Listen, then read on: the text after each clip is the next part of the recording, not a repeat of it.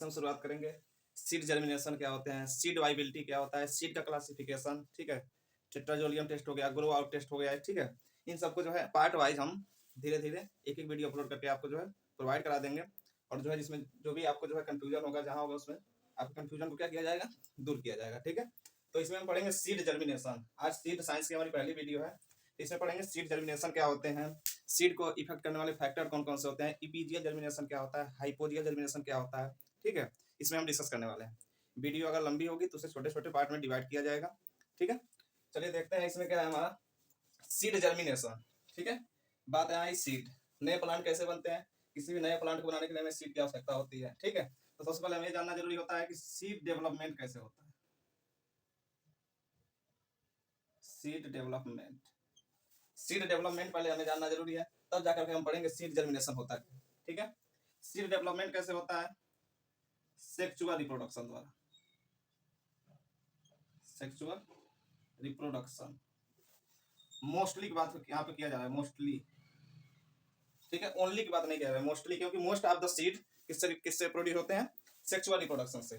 क्योंकि कुछ सीड ऐसे होते हैं जो ए सेक्सुअल रिप्रोडक्शन द्वारा भी प्रोड्यूस होते हैं, ए सेक्सुअल रिप्रोडक्शन, ठीक है।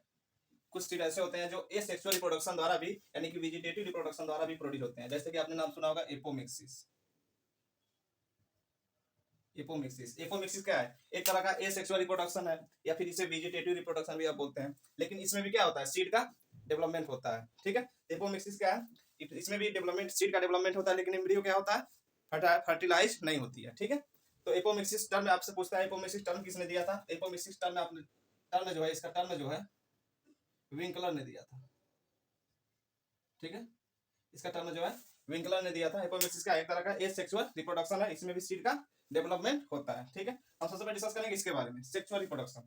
सेक्सुअल रिप्रोडक्शन में होता क्या है, कैसे सीड का डेवलपमेंट होता है, ठीक है। तो मान के चलिए, एक मान लीजिए ये है मेल प्लांट, ठीक है। हमने एक माना यहाँ पे मेल प्लांट, एक हमने मान लिया यहाँ पे क्या है, फीमेल प्लांट। ये मोटा मोटी हम समझा रहे हैं, ठीक है। मान के चलिए क्रॉस पॉलिनेशन की बातें आपको हो रही है। एक मान लीजिए मेल प्लांट है, एक मान लीजिए फीमेल प्लांट है। इसके पास होती है मेल ऑर्गन, इसके पास क्या होता है, फीमेल ऑर्गन, ठीक है। इसके मेल ऑर्गन क्या बोलते हैं, एंड्रोसियम, और इसके फीमेल ऑर्गन क्या बोलते हैं, गाइनोसियम, ठीक है। इसके फीमेल ऑर्गन को गाइनोसियम बोलते हैं। एंड्रोसियम की जो इंडिविजुअल यूनिट होती है, इंडिविजुअल जो यूनिट होती है, वो क्या होता है, स्टेमन होता है, ठीक है। क्या होता है, स्टेमन होता है। और गाइनोसियम की जो इंडिविजुअल यूनिट होती है, उसे क्या बोलते हैं, कार्पेल, या फिर उसे क्या बोलते हैं, क्या, पिस्टिल है, ठीक है। तो जो स्टेमन होता है या इंड्रोसियम, उसमें होता क्या क्या है, उसमें होता है आपका, एक होता है स्टेमन, ठीक है, या फिर जिसे आप एंथर बोलते हैं, एंथर लिख लीजिए, ठीक है। क्या होता है, एंथर होता है, प्लस कनेक्टिव होता है, प्लस उसमें क्या होता है, फिलामेंट होता है, ठीक है। इन सबको मिलाकर हम क्या बोलते हैं, ये एक मेल पार्ट है, उसका इसका यूनिट क्या है, स्टेमन है, ठीक है। और इसका क्या होता है, इसमें क्या क्या होते हैं, स्टिग्मा होती है, ठीक है, प्लस स्टाइल, प्लस ओवरी, ठीक है। इन सबको मिला क्या बोलते हैं, गाइनोसियम बोलते हैं। और इसकी यूनिट क्या है, कार्पेल है या फिर पिस्टिल है, ठीक है। तो जो ये मेल पार्ट होता है, ये क्या प्रोड्यूस करता है, मेल गैमीट, क्या प्रोड्यूस करता है, मेल गैमीट प्रोड्यूस करता है। और ये क्या प्रोड्यूस करती है, female gamete. Male gamete, male gamete क्या होता है, पॉलिन होता है। और फीमेल गैमीट क्या होता है, एग होती है। इन दोनों का क्या होता है, फर्टिलाइजेशन होता है। क्या होता है, फर्टिलाइजेशन। फर्टिलाइजेशन से क्या प्रोड्यूस होता है, जाइगोट, क्या बनता है, जाइगोट, जाइगोट से क्या बनता है, एम्ब्रियो, और एम्ब्रियो से क्या बनता है, सीड, और सीड से क्या बनता है, एक नया प्लांट बन जाता है, ठीक है। तो इतनी प्रोसेस होती है, तब जाकर क्या क्या बनता है, हमारा एक सीड बनता है। और इसी सब को मिलाकर के हम क्या बोलते हैं, सेक्सुअल रिप्रोडक्शन। क्या बोलते हैं, इस सबको मिलाकर के हम क्या बोलते हैं, सेक्सुअल रिप्रोडक्शन, यानी कि fusion of male and female gametes, formation of seed is also called sexual reproduction. उसमें मेल और फीमेल दोनों का आवश्यकता पड़ेगी, मेल गैमेट फीमेल गैमेट दोनों फ्यूज होंगे, तब जाकर के एक जाइगोट बनेगा, जाइगोट से जाकर के एक एम्ब्रियो का फॉर्मेशन होगा, और उस एम्ब्रियो से एक सीड बनेगा, और सीड जाकर के एक नया प्लांट बना करके तैयार कर देगा। ठीक है, तो मोस्ट ऑफ द सीड का रिप्रोडक्शन किससे होता है? सेक्सुअल रिप्रोडक्शन से होता है। ठीक है,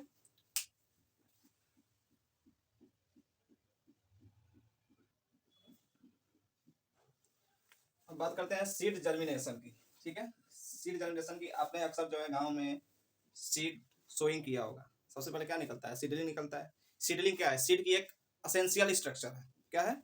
सीडलिंग जो है सीड की एक असेंशियल स्ट्रक्चर है। ठीक है, सबसे पहले सीड को आप क्या करते हैं? सोइंग करते हैं। ठीक है, उसमें से क्या निकलता है? सीडलिंग निकलती है। ठीक है, सीडलिंग क्या है? Seedling it is the essential structure, it is the essential, it is the essential structure. ये क्या है? सीड की एक असेंशियल स्ट्रक्चर है, और इसी से क्या निकलता है? सीडलिंग से क्या निकलता है? Root system, root system, shoot system, cotyledon, ठीक है, इंडोस्पर्म, इन्हीं सबको मिलाकर के हम क्या बोलते हैं? सीड जर्मिनेशन बोलते हैं। ठीक है, तो क्या सीड जर्मिनेशन का डेफिनेशन क्या है? Emergence of essential structure of seedling like root system, shoot system, ठीक है, cotyledon, coleoptile is also called germination. ठीक है, जर्मिनेशन का डेफिनेशन क्या है?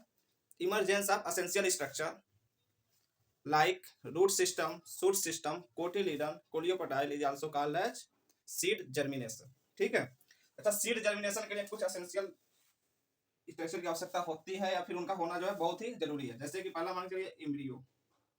क्या है? एम्ब्रियो। एम्ब्रियो से ही तो एक सीड बनता है। एम्ब्रियो ही क्या बनाता है? एक न्यू प्लांट बनाता है।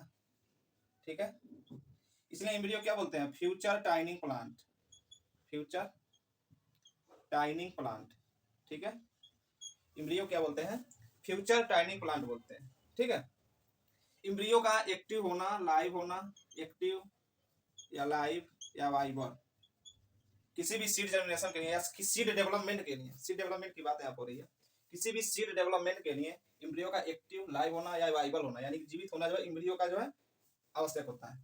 ये दूसरा क्या होता है? एक होता है एंडोस्पर्म, उसमें क्या होता है? एक एंडोस्पर्म होता है। ठीक है, या फिर एंडोस्पर्म बोल सकते हैं, कोटिलिडन बोल दीजिए, कोटिलिडन, एंडोस्पर्म या कोटिलिडन। ये क्या करते हैं? फूड प्रोवाइड करते हैं, फूड प्रोवाइड करते हैं। ठीक है, ये क्या करते हैं? फूड प्रोवाइड करते हैं, या फिर न्यूट्रिएंट प्रोवाइड करते हैं। किसको? एम्ब्रियो को या सीड को। ठीक है, न्यूट्रिएंट प्रोवाइड करते हैं किसको? एम्ब्रियो या फिर सीड को।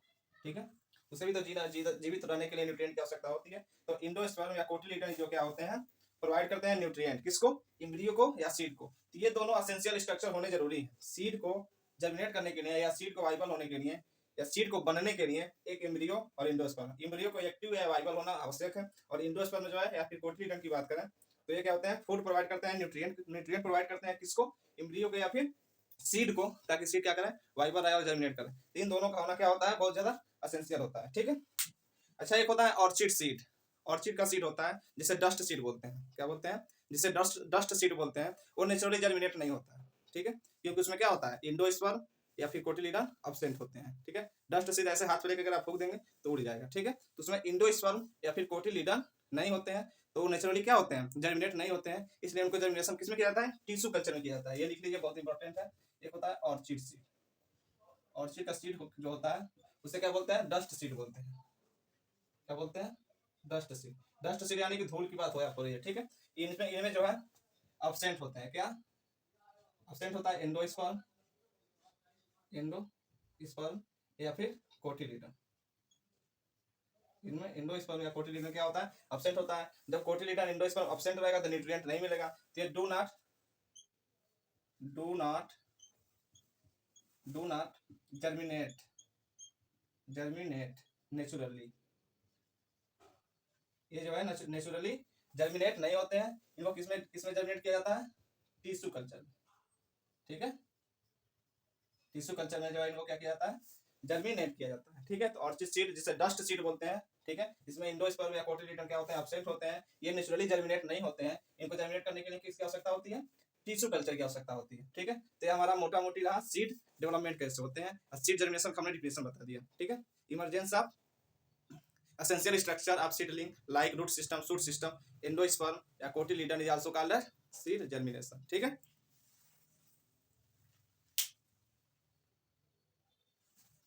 इसमें एक पॉइंट और देख लीजिए, जब सीड जर्मिनेट होता है तो उसमें निकलते हैं रेडिकल और एक निकलता है पोलीम्यूल।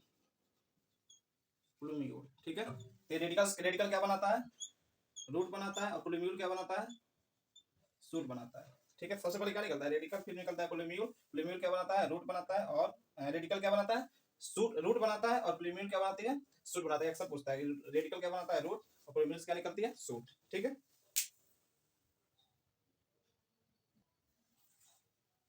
अब हम डिस्कस करेंगे इपीजियल जर्मिनेशन क्या होता है और हाइपोजियल जर्मिनेशन क्या होता है।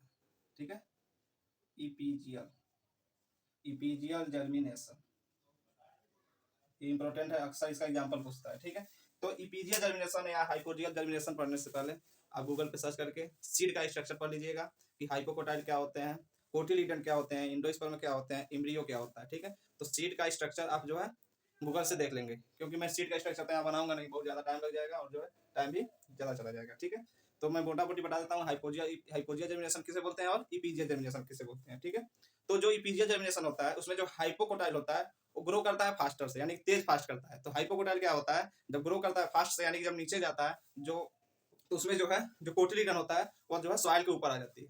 ठीक है, अक्सर आप जो है पल्सेस में देखे होंगे। ठीक है, तो पल्सेस जितने होती हैं इनके एग्जांपल क्या है, इसके एग्जांपल है ग्राउंड नट। ठीक है, और जितने भी खरीफ पल्सेस हैं इपीजियल जर्मिनेशन के क्या है एग्जांपल है, एक्सेप्ट किसको, पिजन पी को छोड़ करके। ठीक है, अरहर को छोड़ करके जितने भी खरीफ पल्सेस हैं और ग्राउंड नट है, ये क्या है, इपीजियल जर्मिनेशन के एग्जांपल है। तो इपीजियल जर्मिनेशन में क्या होता है, जो हाइपोकोटाइल होता है, हाइपोकोटाइल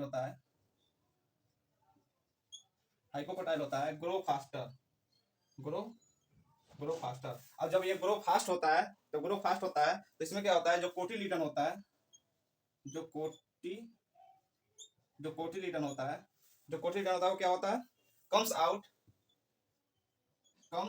आउट या एबव द सॉइल। ठीक है, यानी कि जो इपीजियल जर्मिनेशन होता है उसमें हाइपोकोटाइल बहुत तेज जो है ग्रो होता है, बहुत फास्ट ग्रो होती है। और जब वो फास्टर ग्रो होती है तो इसमें क्या करता है, कोटिलीडन को ऊपर कर देता है। कोटिलीडन को जब ऊपर कर देता है तो कोटिलीडन कहाँ आ जाती है, सॉइल के ऊपर आ जाती है, या फिर सॉइल के ऊपर आ जाती है। ठीक है, इसका मतलब यही हुआ। ठीक है, तो इसके एग्जांपल याद रखिए, एग्जांपल अक्सर पूछता है। एक है ग्राउंड नट। ठीक है, ग्राउंड नट हो गया, इसके साथ साथ जितने भी खरीफ पल्सेस हैं, एक्सेप्ट पिजन पी को छोड़ के, एक्सेप्ट पिजन पी। ठीक है, तो पिजन पी को छोड़ के जितने खरीफ पल्सेस हैं, ग्राउंड नट, सब कैसी जर्मिनेशन पाई जाती है, तो इपीजियल जर्मिनेशन पाई जाती है। ठीक है, अब बात करते हैं हाइपोजियल जर्मिनेशन की। Hypogeal germination. ठीक है, हाइपोजियल जर्मिनेशन क्या होता है, इसमें जो इपीकोटाइल होता है, इसमें हाइपोकोटाइल ग्रोथ करता है तेज से, लेकिन इसमें जो होता है, ये इसमें इपीकोटाइल ग्रो करता है फास्टर। ठीक है, इसमें इपीकोटाइल फास्ट ग्रो करता है। ठीक है, जिससे जो है कोटिलीडन क्या होते हैं, सॉइल के अंदर ही रह जाते हैं। ठीक है, इसमें जो होता है इपीकोटाइल ग्रो फास्टर। ठीक है, grow faster then cotyledon inside the soil. ये दो पॉइंट हमें याद रखनी पड़ती है इन दोनों में डिफरेंस करने के लिए। ठीक है, जो हाइपोजियल जर्मिनेशन होता है इसमें जो है इपीकोटाइल क्या होता है, ग्रो करता है फास्ट से। ठीक है, ग्रो तेज होता है, तो इसमें क्या होता है, जब ग्रो तेज होता है तो ग्रो फास्टर होती है, तो इसमें जो होता है कोटिलीडन जो होता है वो सॉइल के अंदर ही रह जाता है। इसका एग्जाम्पल याद रख लीजिए, इसका एग्जाम्पल है सीरियल्स हो गया, या फिर ग्रासेस हो गए, जितने भी सीरियल्स हैं और जितने भी ग्रासेस या सीरियल्स या ग्रासेस है, सब किसके एग्जांपल है, हाइपोजियल जर्मिनेशन के एग्जांपल है। और जितने भी आल रबी क्रॉप्स नहीं, पल्सेस, आल करीब रबी पल्सेस जितने हैं सब ये क्या है, हाइपोजियल जर्मिनेशन है, एक्सेप्ट किसको छोड़ के, फ्रेंच बीन। ठीक है, फ्रेंच बीन को छोड़ के जितने भी रबी पल्सेस हैं और जितने भी सीरियल्स या ग्रासेस वाली फसलें हैं सब किस में आएंगी, हाइपोजियल जर्मिनेशन के एग्जांपल में आएंगी। और इपीजियल में जितने भी खरीफ पल्सेस हैं उसके साथ साथ ग्राउंड नट है, ये किस में आएगा, इपीजियल में आएगा। ठीक है, तो फ्रेंच बीन को छोड़ करके जितने भी पल्सेस हैं रबी की और सीरियस क्रॉप है सब किस में आएंगे, हाइपोजियल में। इसका मतलब फ्रेंच बीन किस में आ जाएगा, फ्रेंच बीन आ जाएगा इपीजियल में। ठीक है, ठीक है, और जो पिजन पी है किस में आ जाएगा, हाइपोजियल में। ठीक है, याद रखिएगा। ठीक है, तो पिजन पी किस में आ जाएगा, हाइपोजियल में, और जो फ्रेंच बीन है किस में आ जाएगा, इपीजियल में। तो ये मोटा मोटी हमारा क्या था, इपीजियल जर्मिनेशन और हाइपोजियल जर्मिनेशन है। इसको समझने के लिए आपको जो है सीड का स्ट्रक्चर देखना पड़ेगा कि हाइपोकोटाइल क्या होता है और कोटिलीडन क्या होता है, एम्ब्रियो क्या होता है, ठीक है, सीड कोड क्या होते हैं। तो इसको सबसे पहले आप जो है गूगल से सर्च कर लीजिएगा, और कोटिलीडन क्या होता है, हाइपोकोटाइल क्या होता है, इसको जो है आप एक बार देख लेंगे। अब नेक्स्ट वीडियो में हम